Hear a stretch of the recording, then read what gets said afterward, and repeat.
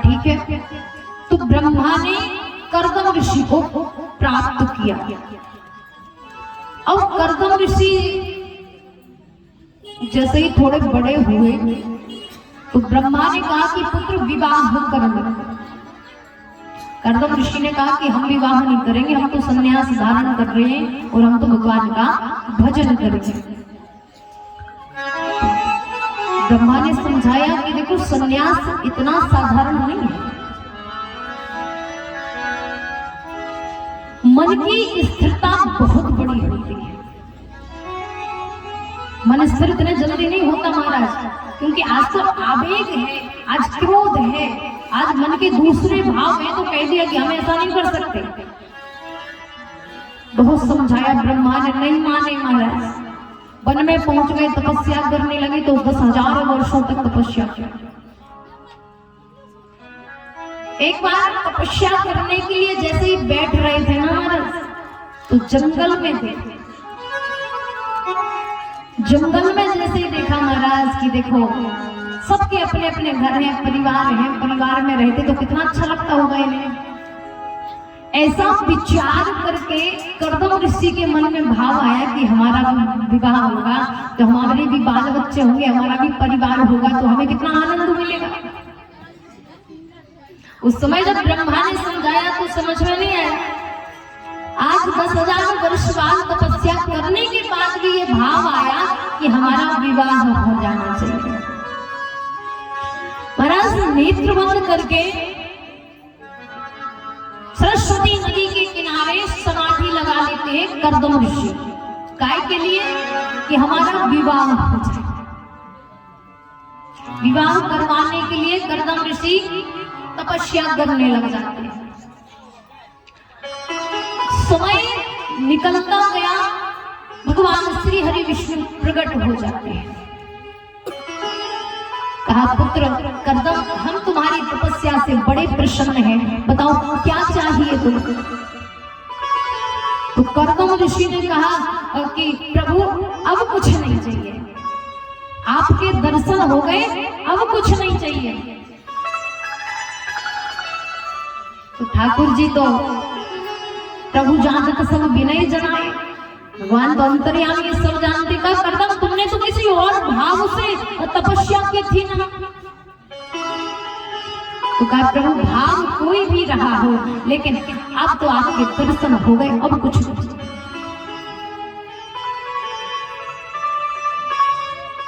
कहा अच्छा, लेकिन हम तो तुम्हारा जो ये संबंध करके आए हैं। अब कर्दम जी को शर्म लगे। अब बूढ़े तो हो गए, जो 20,000 वर्षों तक तपस्या करेगा तो उसकी क्या गति होगी। अब ठाकुर जी के सामने कर्दम जी को शर्म लगे, प्रभु हमको विवाह नहीं करना। कहा कर्दम, यदि तुम विवाह नहीं करोगे तो हमारी बात झूठी हो जाएगी कि बताओ श्री नारायण झूठ बोलते हैं।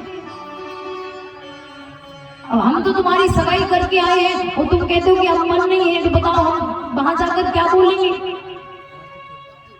तो कर्दम नीचा सिर करके बोलते, प्रभु कहां करे, सगाई कौन सी जगह पर करके आए हो। तो भगवान विष्णु कहते हैं कि महाराजा मनु की बड़ी पुत्री देवहूति के साथ हम तुम्हारा विवाह करके निश्चित करके आए हैं विवाह। तो कर्दम जी ने कहा कि प्रभु वैसे तो इच्छा नहीं थी, वैसे तो इच्छा नहीं थी, लेकिन अब आप सगाई कर आए तो आपकी बात को मान तो रखना चाहिए। बात कहते हो तो हम विवाह कर लेंगे, ठीक है।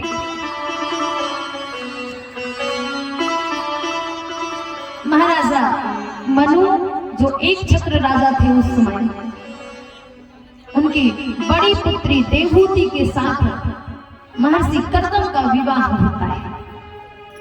विवाह हो गया महाराज, देवहूति को साथ में लेकर आए तो घने जंगल में एक छोटी सी कुटिया। अब उस कुटिया की देखो आप, और 50 बिल हो उसमें, कहीं देखो तो मधुमक्खियों का छत्ता लगा, कहीं देखो तो चूहे का बिल, कहीं देखो तो सर्प का बिल, कहीं मेढक कूद रहे। चारों तरफ देवहूति ने नजर घुमाकर देखी महाराज, तो एक 4 फुट का छोटा सा आसन दिखा। कदम जी कहते हैं देवी देखो, हमारा तो ये आसन है, हम तो यहाँ भजन करेंगे, अब ये तुम्हारी कुटिया है, तो तुम्हें जैसो सवारने सजाने हो सो आप तो जानो। कदम जी ने विवाह के लिए ठाकुर जी से एक शर्त रखी थी कि यदि आप हमारे घर पुत्र बनकर आओगे तभी हम विवाह करेंगे। तो ठाकुर जी ने कहते ठीक है महाराज। अब क्या हुआ कि जैसे ही कदम ऋषि बैठे तो उनकी समाधि लग गई। अब देखिए देवहूति, उस समय संसार में कोई राजा ही नहीं था, केवल महाराजा मनु के अलावा। संभव मनु और सतरूपा जिनते भय नर सृष्टि अनूपा, दंपत धर्म आचरण नीका, अजं गाव सुख जिनके लीका। तो कोई था ही नहीं दूसरा। अब इनकी तो समाधि लग गई, ना तो भोजन का ठिकाना, ना घर में कोई गृहस्थी। लेकिन फिर भी एक पतिव्रत पत्नी का धर्म देखिए आप। गीला कपड़ा करके नित्य प्रति उनको पोंछ देती, श्रृंगार कर देती, तिलक लगाती, पूजन करती। ऐसे ऐसे करके 20,000 वर्ष व्यतीत हो गए। अब जैसे ही उनकी समाधि खुली तो सामने देखा महाराज कि एक बूढ़ी सी अम्मा बैठी। करदम जी ने कहा कि अम्मा आप कौन हो, पहचान में ना आए आप, और मेरी या कुटिया में कहा करो। तो करदम ऋषि से माता देवहूति कहती है कि प्रभु हम आपकी पत्नी है, महाराजा मनु की पुत्री है। अगर देवहूति चाहती तो अपने पिता के घर भी जा सकती थी कि नहीं जा सकती थी, बताओ। लेकिन उन्होंने स्वीकार किया कि हमें पति की सेवा करना है, यही नारी का धर्म है। लेकिन महाराज ऐसे पति हो तो उनकी सेवा करना चाहिए, और लेकिन पति महाराज पी के औंधे को नाली में डले तो उनकी पूजा नहीं करनी है।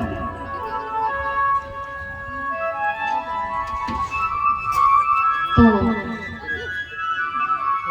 बड़ी सेवा करी। अच्छा तो तुम महाराजा मनु की पुत्री देवहूति मेरी पत्नी हो। गदगद हो गई राजा महर्षि करदम।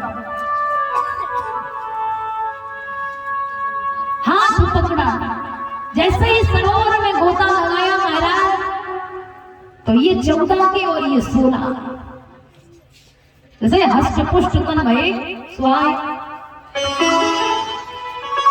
सामने देखा महाराज तो जो महल भैया देवहूति का महाराजा मनु के घर नहीं होगा ना, वो सामने कंचन भवन बना था। ये होता है पतिव्रत धर्म का पालन करने का फल। सामने देखा कंचन भवन है, दास दासियों की कोई कमी नहीं है महाराज। और तब का प्रभाव उसी सरोवर में सिंह पानी पीता है, गाय पानी पीती है, कोई हिंसात्मक प्रवृत्ति नहीं है। अब महाराज नियम ये था कि भगवान हमारे घर पुत्र बनकर आएंगे और हम संन्यास ले लेंगे, घर त्याग देंगे। लेकिन भगवान की माया तो विचित्र है। पहली कन्या हुई देवहूति और करदम ऋषि को, पहली कन्या हुई, दूसरी कन्या हुई, तीसरी कन्या हुई, महाराज आज 9 कन्याएं हो गई। और नियम तो ये था कि पुत्र प्राप्त हो जाएगा ठाकुर जी के रूप में तो हम चले जाएंगे घर त्याग कर। लेकिन ठाकुर जी तो नहीं आए, 9 देवी आ गई।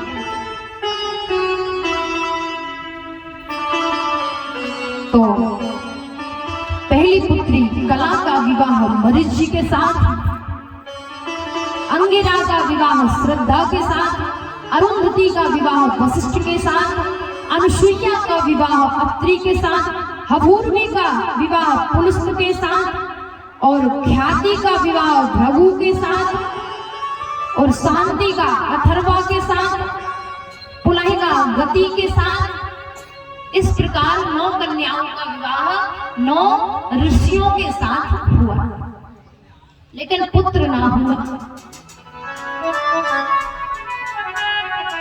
कर्दम जी कहते प्रभु बड़ी माया है आपकी, हमने मांगा था कि एक पुत्र आप ही बनकर आओगे ना तो हम घर त्याग देंगे, फिर से भजन करने चले जाएंगे, और आप तो आए नहीं, 9 कन्याएं हो गई, हमें गृहस्थ में और उलझा दिया,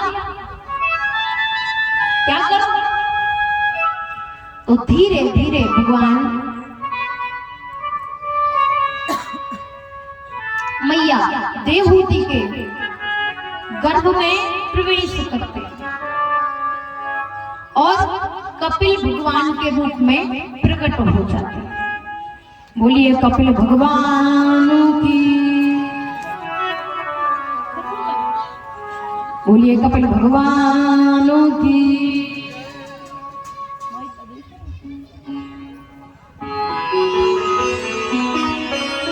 तो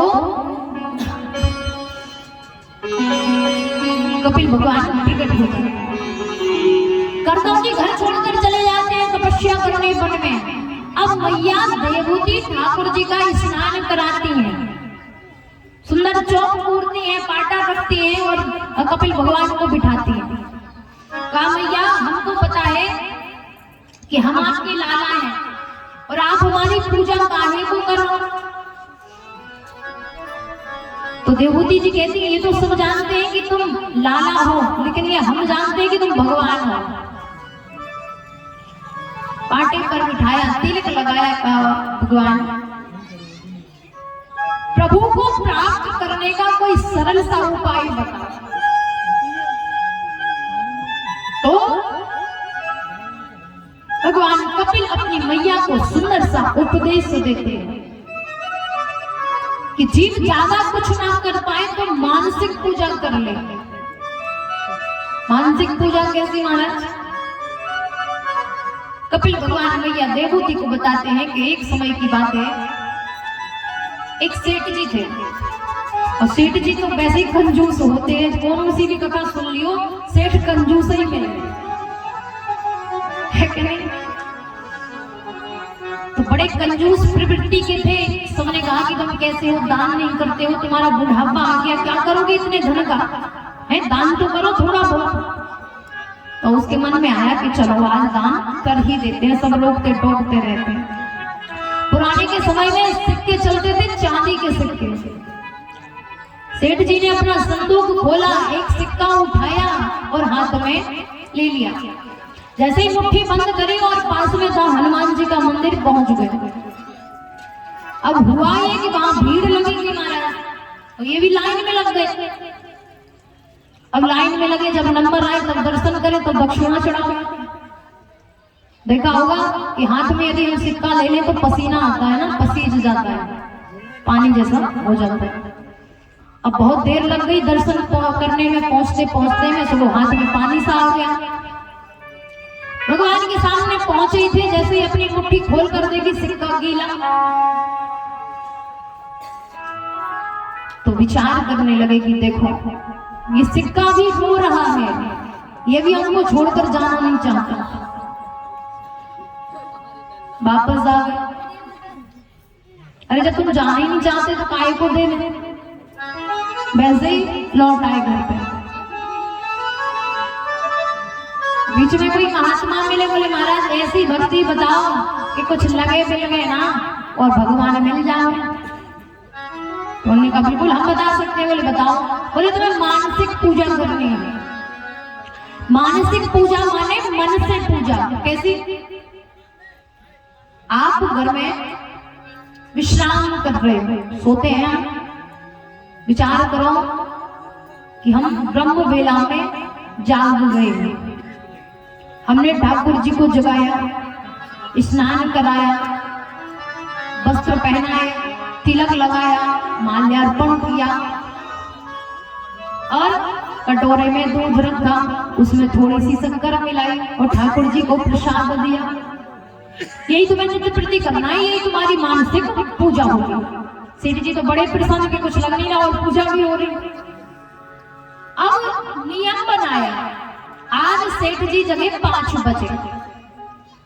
अब ये रजाई में ही लेटे हैं, अभी जगह नहीं है, रजाई में ही लेटे लेटे कहते हैं कि मैं जाग गया हूं, मैंने ठाकुर जी को स्नान कराया, मैंने ठाकुर जी को वस्त्र पहनाए, तिलक लगाया, माल्यार्पण किया, श्रृंगार किया, कटोरे में दूध रखा, शक्कर मिलाई, भगवान को प्रसाद पवाया। 1 दिन हो गया, 2 दिन हो गए, 10 दिन हो गए। धीरे धीरे नियम बना महाराज 4 बजे जग जावे, 3 बजे जग जावे, 2 बजे जग जावे।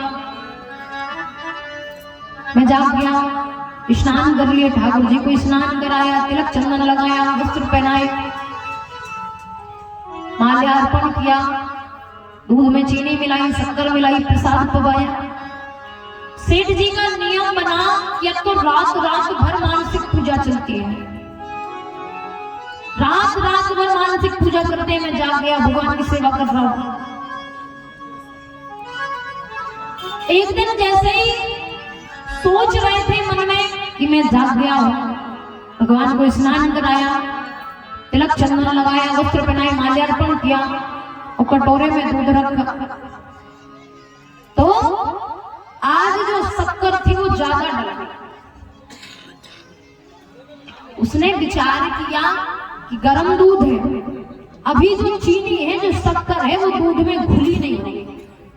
एक काम करते हैं, थोड़ी सी निकाल लेते हैं,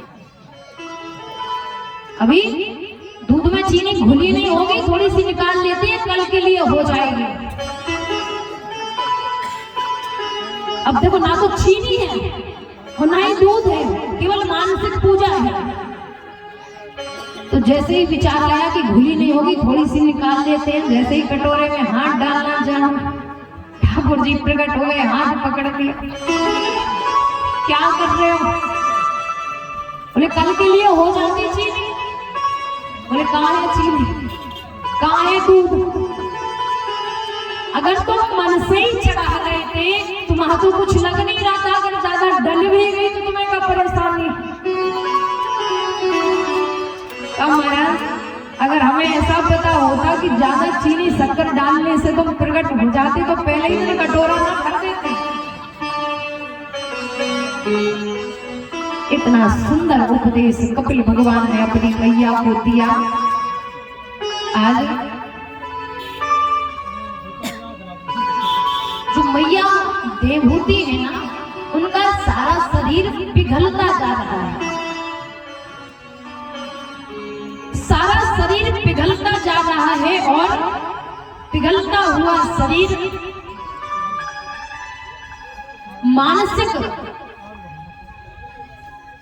गंगा के रूप में प्रवाहित होता चला जा रहा है। भगवान कपिल मैया को सुंदर सा उपदेश देकर अपने धाम को चले जाते हैं। बोलिए कपिल भगवानों की। आज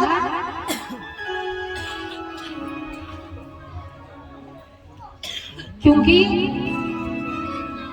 भगवान की पूजा करने में भी कोई भाव नहीं होना चाहिए। गोस्वामी तुलसीदास जी महाराज कहते हैं,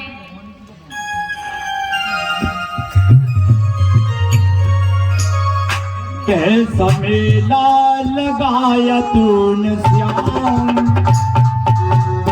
कैसा मेला लगाया तूने श्याम, सारी धरती